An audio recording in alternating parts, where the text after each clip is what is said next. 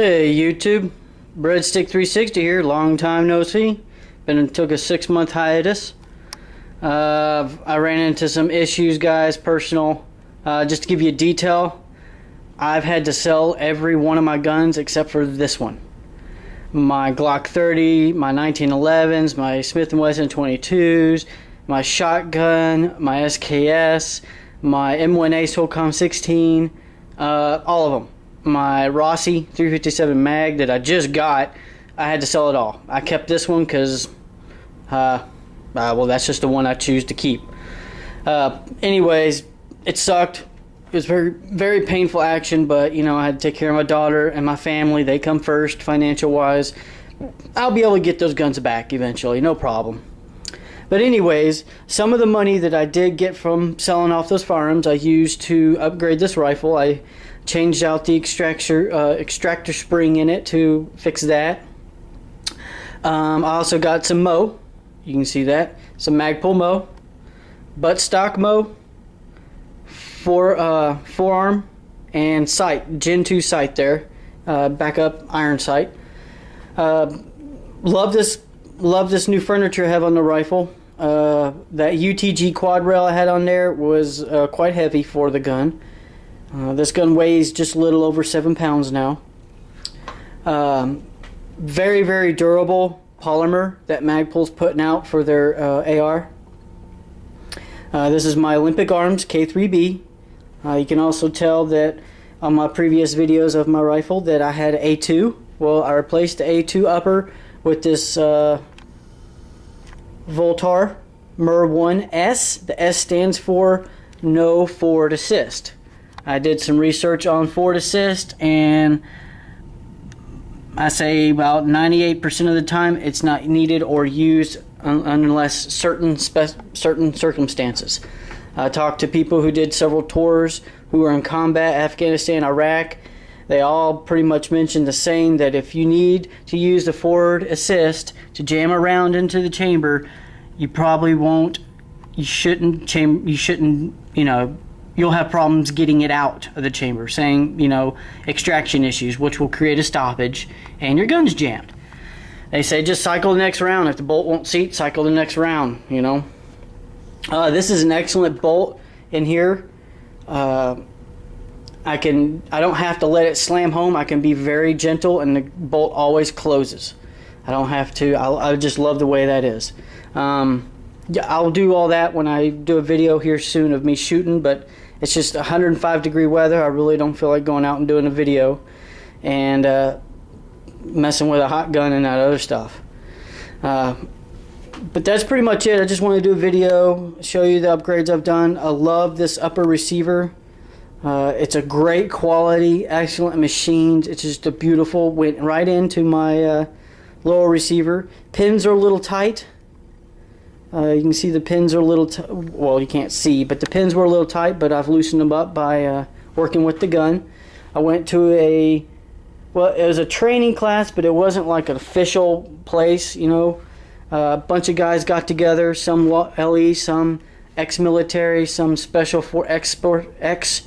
special forces, and we all ran our guns, and we all took about 500 rounds and shot all 500 rounds that day, learning special techniques.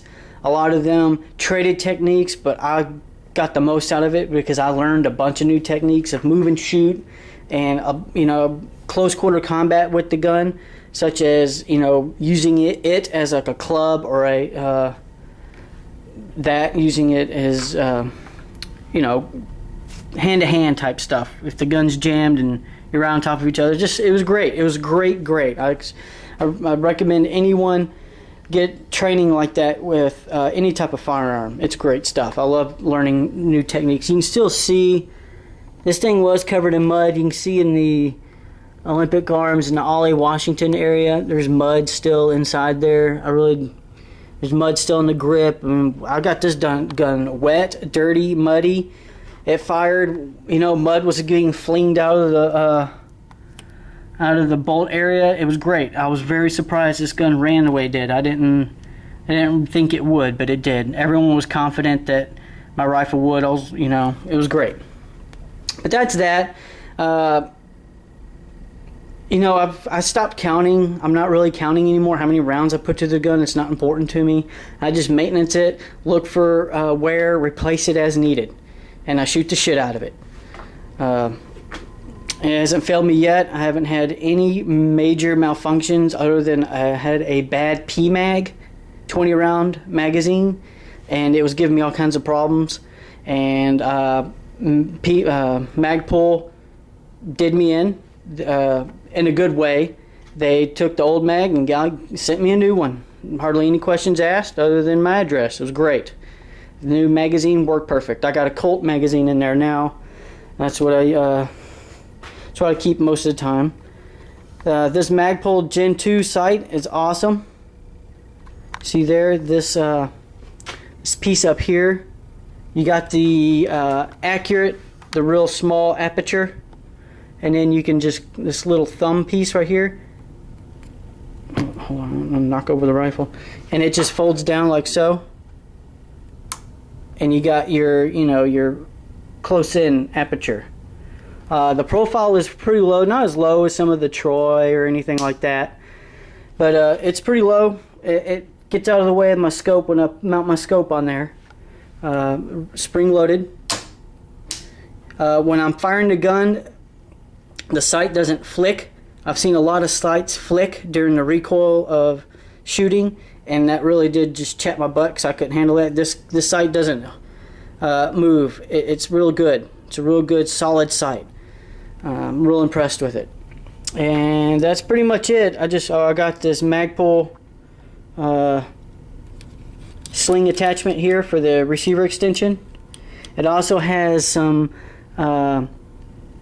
parts underneath, which I can't really get to now, inside that keeps this nut from backing off. It basically acts as a staking, even though I have staked this.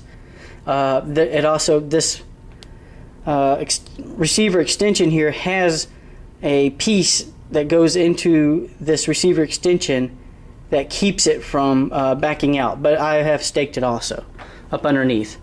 That's that. Just wanted to show you the upgrades of this rifle. It's an excellent rifle. I've been very impressed with it. You can see the Voltor logo on their piece right there. I got the rail system. You can buy these. The MOE doesn't come with anything like this. You have to buy this separate. So I bought this one piece off Amazon for like $4. I love it because it fits my bipod when I want to use my bipod, attach my bipod to it. This is a Harris bipod. But anyways, just wanted to do a quick video on my rifle. It's an awesome gun. It hasn't given me any issues or qualms, no regrets in making this purchase whatsoever.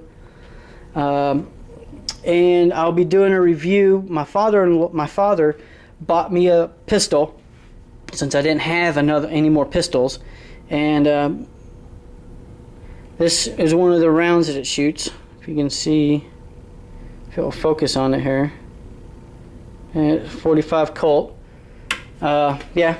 I'll leave that imagination up to you. Would I have bought it with my own money? No, but he got it for me, so I think it's great. And it's a great gun. I'll do a review on it here shortly, and I'll be doing more videos of me working this gun. But that's about it. Enough of me rambling on. Just wanted to show you my upgrades to my gun. I kind of kicked myself by not making any videos while I did these upgrades. Upgrading the extractor spring and the bolt. Putting this on, taking the barrel off and putting on the upper receiver, putting the barrel back on, making sure there's no issues with the bolt closing and that stuff. But oh well, there's other videos out there on people doing that, so you know what I'm saying. But that's that. Brett6360 signing off, and I'll get back to making videos here soon, guys. Thanks for watching.